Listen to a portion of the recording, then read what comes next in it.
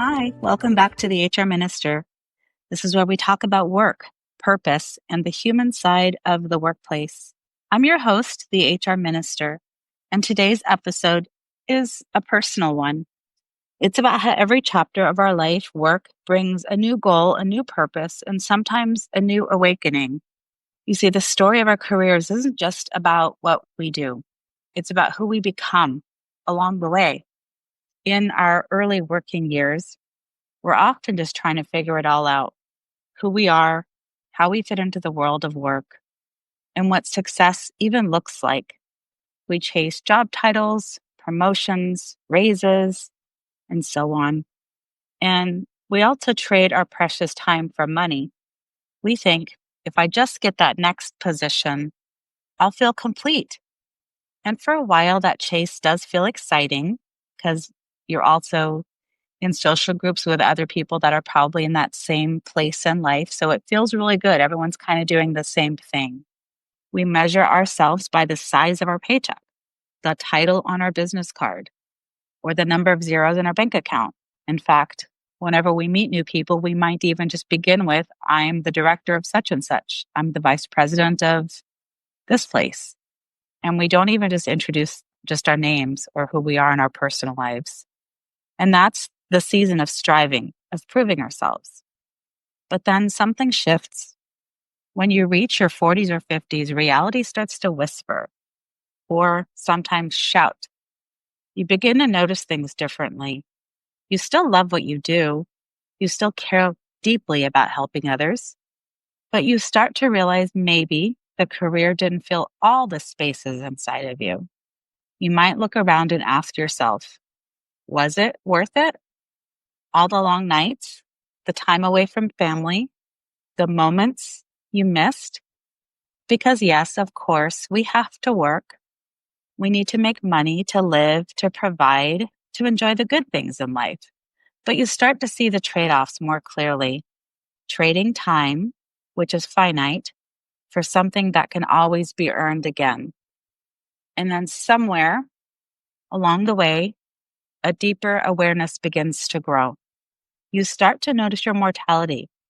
You start to understand how precious these days, these working years really are. You might feel a mix of emotions: pride for all that you've accomplished, gratitude for the journey, and maybe even some regret.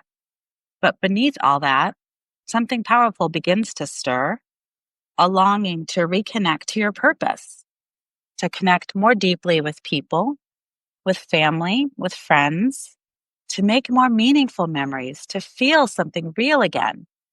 Maybe you want to reconnect with your higher power, whatever that means for you, and rediscover what truly gives your life meaning. For me, that reflection came sharply and unexpectedly through a recent loss. So recently, I lost my small dog, a little guy who completely stole my heart. He really wasn't just a pet. He was a part of our family, a reminder every day of love, joy, and companionship.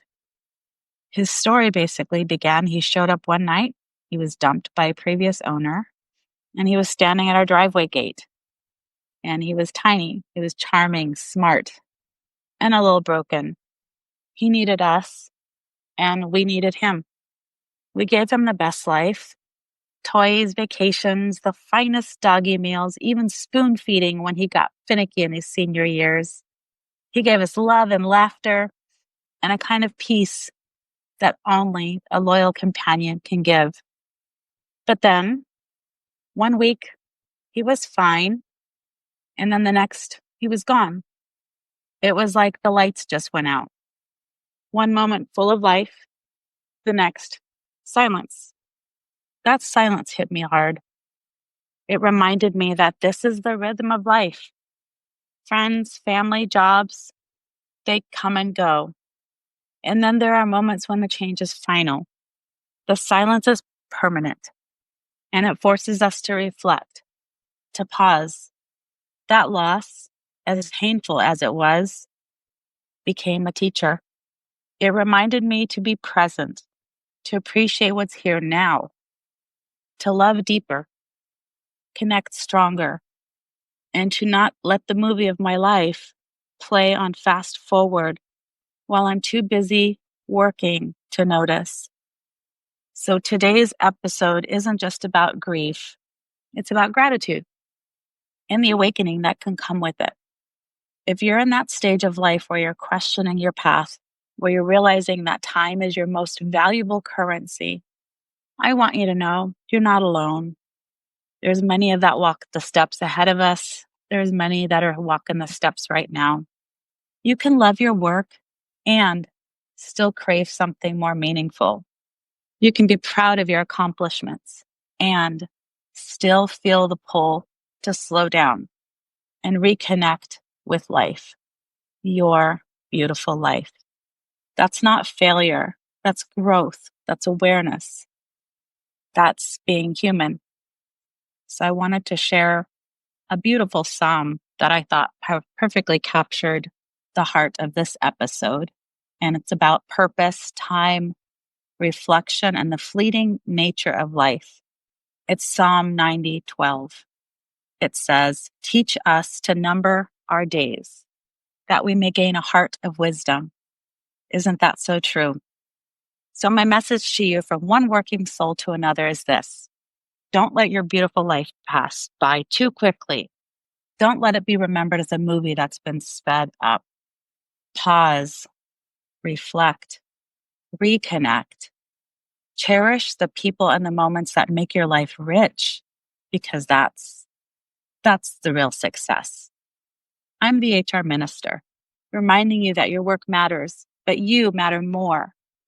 So as I always say, until next time, take good care of yourself, your purpose, and the people you love. I'll talk to you next time. Thanks for being here.